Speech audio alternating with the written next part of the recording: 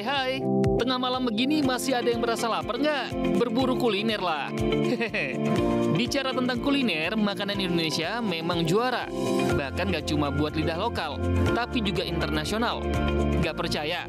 Nih, Lensa Indonesia Malam udah rangkumin buat kamu 5 makanan Indonesia yang masuk daftar kuliner terbaik di dunia berdasarkan situs makanan tradisional Taste Atlas.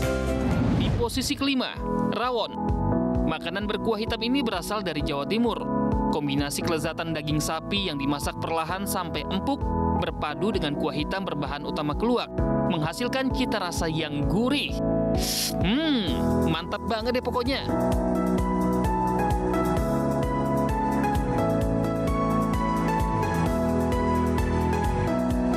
Urutan keempat, empek-empek. Popularitas dan kelezatan makanan asal Palembang, Sumatera Selatan ini jangan ditanya lagi deh sahabat. Terbuat dari daging ikan yang dihaluskan dan tepung tapioka, adonan ini dibuat dengan berbagai bentuk, seperti lenjer dan kapal selam yang ada isian telurnya. Setelah digoreng, empek-empek ini dinikmati dengan kuah cuko yang cita rasanya asam pedas manis.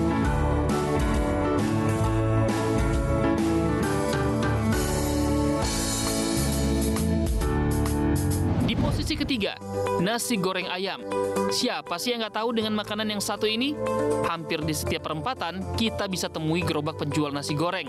Ternyata makanan ini masuk daftar makanan terbaik dunia juga loh.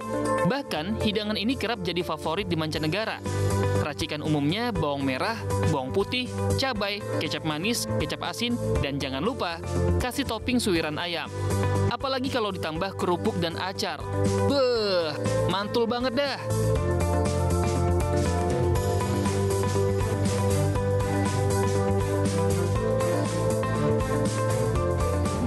Di posisi kedua, gulai. Hidangan ini bisa kamu temui di berbagai tempat dan banyak macamnya. Ada gulai sapi, kambing, ayam, bahkan seafood juga bisa. Yang pasti harus pakai santan yang dipadukan bumbu rempah. Teksturnya yang kental bikin bumbunya benar-benar terasa. Mulai dari gurih, pedas, asin jadi satu. Makan pakai nasi hangat, enak banget nih.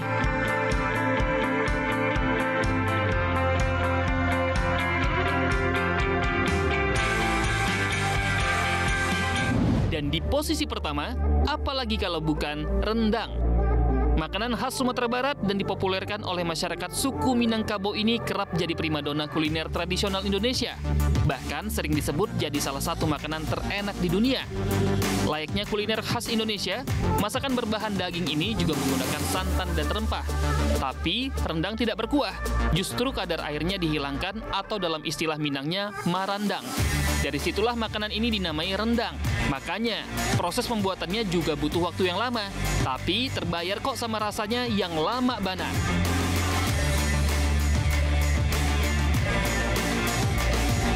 Nah, itu tadi sahabat, 5 makanan Indonesia yang masuk daftar kuliner terbaik dunia. Bangga kan? Kalau favorit kamu yang mana?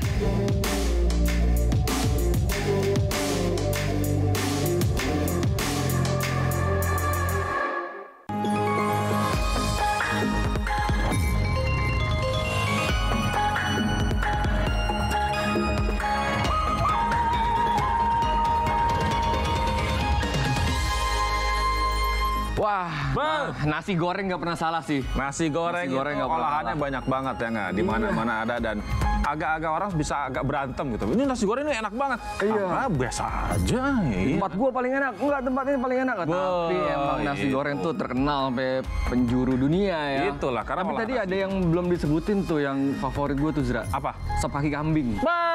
Apalagi malam-malam gini kan, sop kaki kambing itu ada otak lagi kan gitu. Mantep banget itu. Tapi kita buka dulu nih Lensa Indonesia Malam Zra nih. Halo sama RTV, berjumpa lagi dalam Lensa Indonesia Malam bersama saya Pramodika Samudra. Dan saya Ezra Hadianto. Oke, kita biasa nih ya. Kita selama 30 menit ini kita akan menyajikan sejumlah informasi-informasi yang menarik yang tentunya patut disimak. Betul, tadi kita udah lihat 5 makanan Indonesia yang mendunia ya. Oke, setelah ngomongin dunia yang begitu luas, dengan segala problematikanya, kita kembali ke salah satu kota yang paling wow di Indonesia. Apa tuh? Depok. Kenapa lagi, Zra? Nah, ini kan kebetulan ini tempat saya beristirahat gitu ya. Ini tinggal warga Depok nih. Oke, ada Jadi lagi ada yang viral nih di Depok ini. Kemarin kan lagi rame tuh ya, sebelumnya tahun kemarin ya, soal petugas damkar. Oh iya nih. Nah ini orangnya nih, yang kemarin mengeluhkan dugaan adanya korupsi di damkar. Wah pasti naik pangkat dong. Iya Nggak seindah itu Bang. Hah, kenapa? Jadi dia justru malah kontraknya tidak diperpanjang. Tidak diperpanjang? Emang udah berapa lama dia? Baru berapa lama dia? Itu sekitar beberapa tahun lah, tapi ternyata masih kontrak dan tahun ini resmi tidak diperpanjang.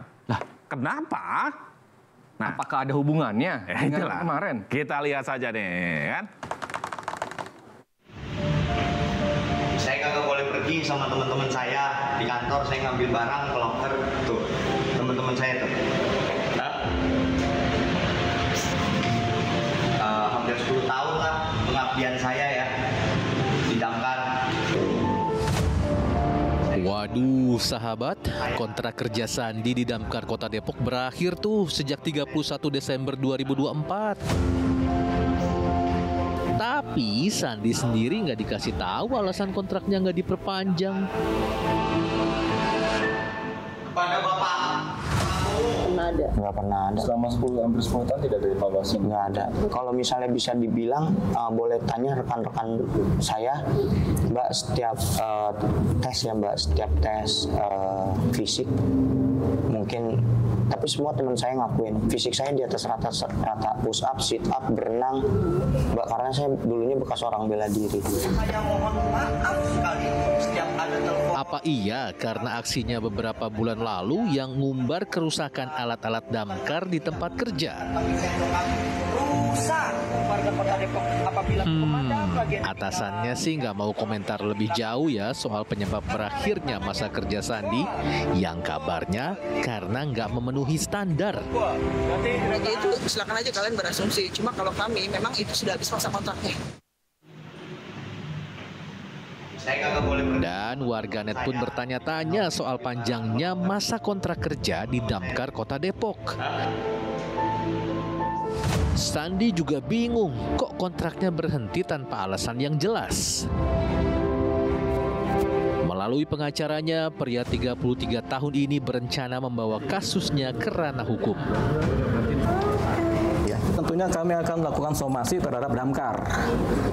Dan kita somasi kepada wali kota. Tapi wali kota ini kan berganti. Sementara wali kota baru tidak bertindak dalam posisi yang sekarang ini. Sebelumnya, Sandi juga pernah ditawari sejumlah uang oleh pihak yang ingin menutup mulutnya. Untuk itu, Sandi pun kembali membuat video viral berisi aduan kepada Presiden.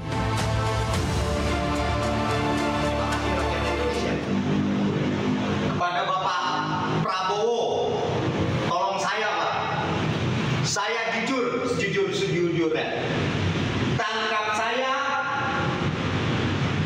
dan orang yang menyuap saya siap Pak, tangkap saya dan orang yang menyuap saya Pak. Saya kagak boleh pergi. Selain Sandi, kabarnya ada dua rekannya yang kontrak kerjanya juga tidak diperpanjang berdasarkan hasil evaluasi internal pihak Damkar. Saya kagak boleh pergi. Dari Depok, Jawa Barat, Fahri Ali, RTV. Teman-teman saya tuh. Tuh, Tapi kalau dipikir-pikir ya, dia kan 10 tahun ya. Masih kontrak cuy. 10 tahun loh masih kontrak. Masih kontrak, terus tadi juga dievaluasi katanya tidak memenuhi kinerja. Tidak memenuhi kinerja sampai 10 tahun masa? Itu dia. Tapi why now kan gitu. Kenapa harus sekarang dia tidak memenuhi kinerjanya kan? Ya, semoga ada kejelasan dan ada apa ya namanya, Zra, ya? Transparansi lah ya. Transparansi begitu agar tidak menyudutkan salah satu pihak lah. Betul. Transparansi itu penting, apalagi kalau urusannya soal dana. Nah, ini ada informasi apa nih, Zra, soal dana nih, Zra? Terkait dana, ini ada informasi yang mengejutkan nih. Apa tuh? Kan dari kemarin kita sudah bahas soal makan bergizi gratis, ya kan? Iya, betul. Lagi rame di mana-mana tuh, kayaknya berlomba makan gizi gratis, ya kan? Di Pandeglang, cuy. Wah, makan bareng pasti nih. Tuh, Nah, iya kan? Harusnya. Oh, ini bukan? Nah, ternyata Pemkab Pandeglang ini tidak punya dana untuk makan bergizi gratis. Lah, Terus gimana dong? Nah, siswa-siswanya kasihan dong cuma ngelihat di TV. Itulah. Coba kita lihat nih jadi gimana di Pandeglang. Kenapa bisa begitu?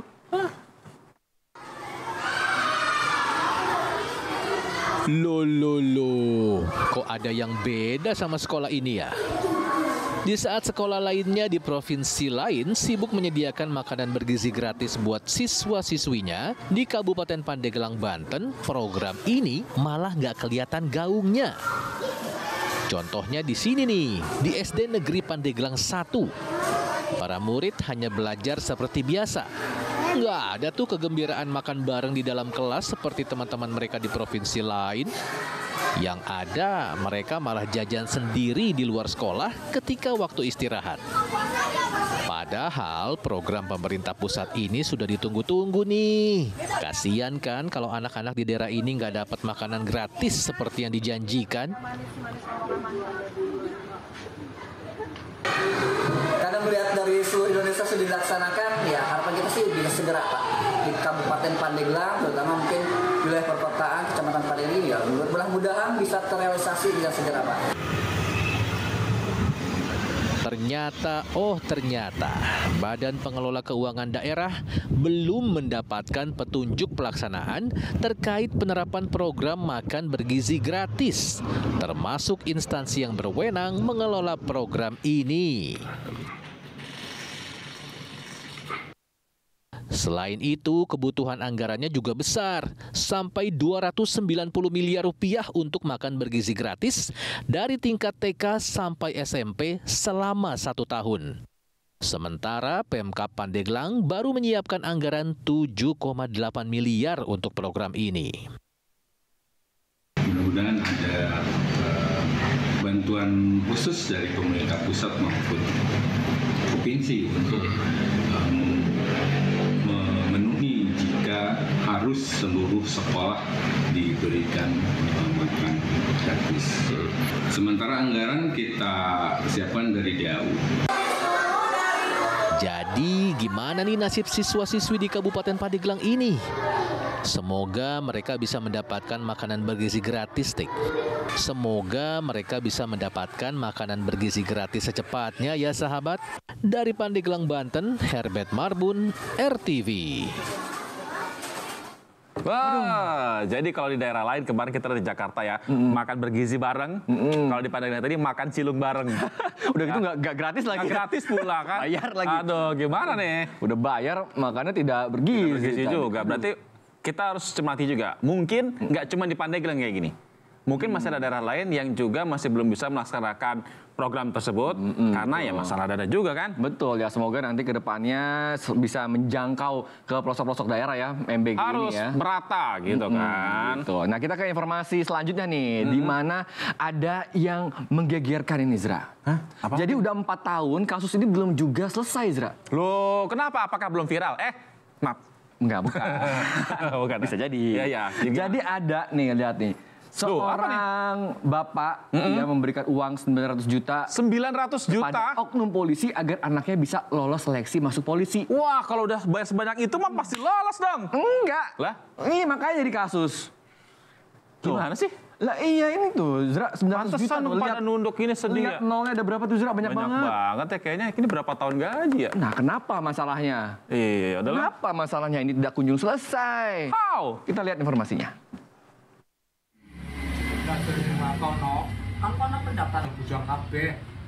Nasib malang dialami Suratmo dan istrinya Sutijah. Warga desa Pelutan, Kabupaten Pemalang, Jawa Tengah ini tertipu oleh oknum polisi. Demi kedua putranya bisa lolos jadi polisi, keluarga yang sehari-hari membuat gerabah ini rela menjual sawah senilai lebih dari 1 miliar rupiah. 900 juta diantaranya diserahkan kepada oknum anggota Polres Pemalang berpangkat Bribtu inisial WT yang berjanji akan meloloskan kedua putra korban. Tapi itu semua cuma PHP alias pemberi harapan palsu. Karena nyatanya, kedua putra korban yakni Sutirto dan Muhammad Syukur tetap gagal lolos seleksi. Kasus ini terjadi sudah sejak bulan Mei tahun 2020. Keluarga ini sudah melaporkan ke Polres Pemalang, tapi sampai sekarang kasus ini mandek dan tidak ada sanksi untuk oknum tersebut. Korban pun memohon kepada Presiden dan Kapolri untuk menindaklanjuti oknum yang sudah menipunya dan berharap uangnya dikembalikan. Berarti sangat juta lebih ya? Pak Presiden, Pak Mabes, Pak Kapolri, Pak. Saya nuntut, Pak. Saya sudah 4 tahun riwe-riwe maring Kapolres Pemalang. Hasilnya kayak gini. Belum ada kepastian, Pak Presiden, Pak Mabes. Tolong, Pak Men, sayang uang saya kembali. Terus, berarti maksudnya kan totalnya. Waduh, gimana nih Pak Polisi? Masa oknum yang mencemarkan institusi Polri dibiarkan? Perkara sudah dalam tahap penyidikan, berkas perkara sudah kami kirimkan ke kejaksaan dan sudah kami lengkapi P19 tersebut, dan kami sedang menunggu berkas perkara lengkap. Apabila lengkap, tersangka beserta barang bukti akan segera kami limpahkan ke kejaksaan untuk segera disidangkan. Wartono, tulisannya Wartono sendiri. Diketahui oknum polisi inisial Bribtu WT yang kini berstatus tersangka bertugas di Polres Pemalang. Belum ada keterangan mengenai sanksi kepada tersangka. Dari Kabupaten Pemalang, Jawa Tengah, Ahmad Ujiroban, RTV. Wah, mahal ya Zra ya? 900 juta, mahal bener jadi polisi ya? Iya, itu bisa buat modal usaha atau kuliah jadi dokter kali Zra, tuh Zra. Kalau dokter juga kayaknya nggak semahal itu deh kalau jalur bener mah ya. Iya. Itu dia. Nah, kita ngomong-ngomong soal dokter. Ya, oke. Nah, dokter nih. Kayaknya belakangan ini juga dokter-dokter lagi pada sibuk nih. Wah, itu ada virus yang lagi rame banget dibahas nih ya. Nah, iya. Ada jadi namanya tuh ya, virus apa HMP ya, Human Metapneumovirus. Keren. Ya, apa namanya? Baca tadi Zak. Human Metapneumovirus. Ya udah, HMPV aja lah. HMPV. Nah, ini lagi rame nih ya. Karena virus ini kan gejalanya mungkin kayak flu gitu ya. Iya. Tapi ternyata lebih berbahaya daripada itu. Apakah sama kayak COVID, Zra? Nah, itulah yang akan kita cari tahu dalam tayangan berikut ini.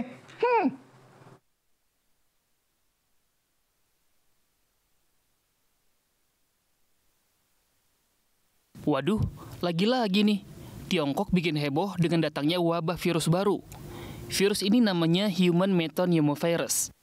Wabah ini menyita perhatian internasional dalam beberapa waktu terakhir setelah beredar video di media sosial yang menunjukkan antrian panjang pasien penderita flu memenuhi rumah sakit. Menanggapi hal ini, Menteri Kesehatan Republik Indonesia mengimbau masyarakat untuk tidak panik. Ia menjelaskan virus HMPV tidak seberbahaya COVID. HMPV itu ditemukan 2001 dan sudah beredar di seluruh dunia sejak 2001. Dan selama ini juga nggak ada apa-apa juga. HMPV ini mematikan, itu tidak benar. Ya, HMPV ini tidak mematikan. Ya, sama seperti flu biasa. Terus apa sih virus HMPV ini? Ini adalah virus yang biasanya menyebabkan gejala yang mirip dengan flu biasa. Virus ini sering menyebabkan infeksi saluran pernafasan atas. Infeksi HMPV lebih umum terjadi pada musim dingin dan awal musim semi, dengan gejala batuk, demam, hidung berair atau tersumbat, sakit tenggorokan, dan sesak nafas. Virus ini memang tidak berbahaya bagi orang dewasa, namun tidak untuk anak-anak, terutama yang di bawah 5 tahun, lansia, dan orang-orang yang punya riwayat penyakit pernafasan. Virus ini masuk dalam kategori virus menyebar dengan sangat luas dan cepat, khususnya di Tiongkok bagian utara. Virus ini bisa cepat menyebar melalui udara, droplet kecil, kontak fisik langsung, ataupun menyentuh benda yang telah terpapar virus. Penyebaran virus ini bisa dicegah dengan rajin cuci tangan pakai sabun, hindari kontak dengan orang yang sakit, jaga jarak dengan orang gejala pernafasan, konsumsi makanan bergizi, olahraga teratur, dan istirahat cukup. Nah, gitu sahabat. Tapi tetap ya, kita harus jaga kebersihan dan pola hidup sehat supaya terhindar dari risiko penularan virus ini. Dari Jakarta, Ajiat Moko, RTV. Nah, kita langsung beralih aja nih Zra ke kasus atau informasi yang lagi viral banget nih Zra di jagat yang media lagi sosial. Viral di jagat maya. Stay ya dong. Iyalah. Nah. Jadi ternyata nih pemecatan atau pemutusan kontrak STY ini itu mengundang banyak pro dan kontra, Zra. Betul, masyarakat masih bertanyakan, bahkan banyak postingan ya yang ngomongin nama apa, komennya di bawah, kok STY dipecat gitu? Iya, padahal yang salah siapa? Kok STY yang dipecat? Iya gitu kan? Padahal postingannya soal makanan, kuliner, nyalain STY. Makanya. Nah, sepertinya nih DPR ini tanggap betul nih sama kita. DPR tuh top banget ya Bang. Emang wakil rakyat banget. Mewakili keresahan kita. Kenapa STY dipecat? Akhirnya DPR akan, Komisi 10 ya, akan memanggil PSSI. Wah, minta kejelasan. Mantap di DPR, keren.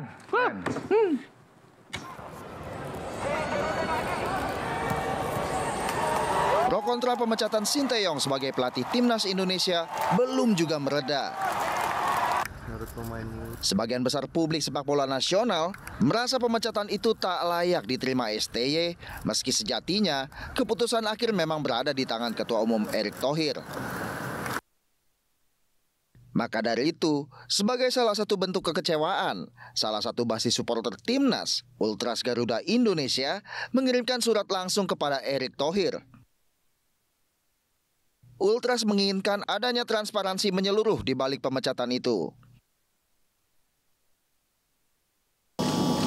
Kita melihat perlunya ada pimpinan yang bisa lebih menerapkan strategi yang tentu disepakati oleh para pemain, ya, komunikasi yang lebih baik, dan tentu implementasi program yang lebih baik juga secara menyeluruh untuk tim nasional. Dan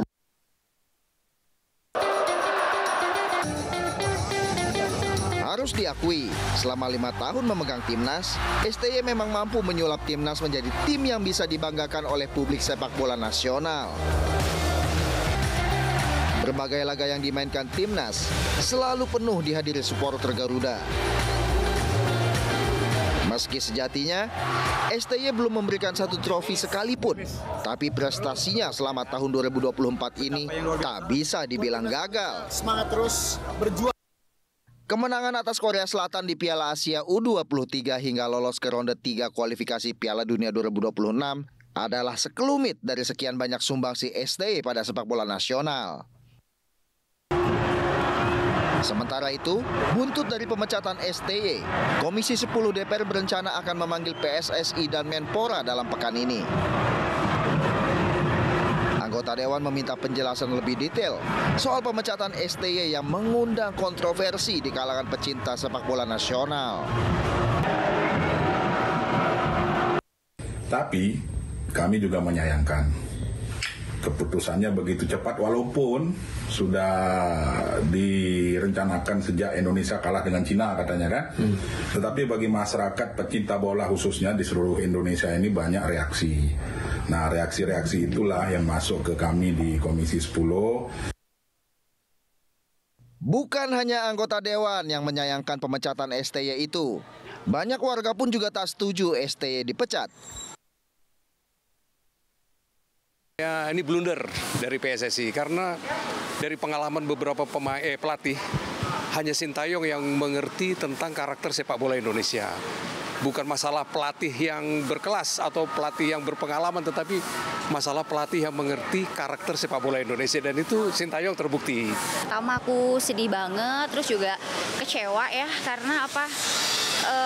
Jujur aja sih, aku tuh sebenarnya biasa banget ya sama bola ya kan, sama timnas. Cuman pas eranya coach STY ini, aku tuh jadi kayak ngikutin perkembangan timnas gitu. Jadi terus pas, aduh, kita kan ngakuin ya kalau misalkan sekarang timnas tuh eranya STY kan the best banget kan. Terus juga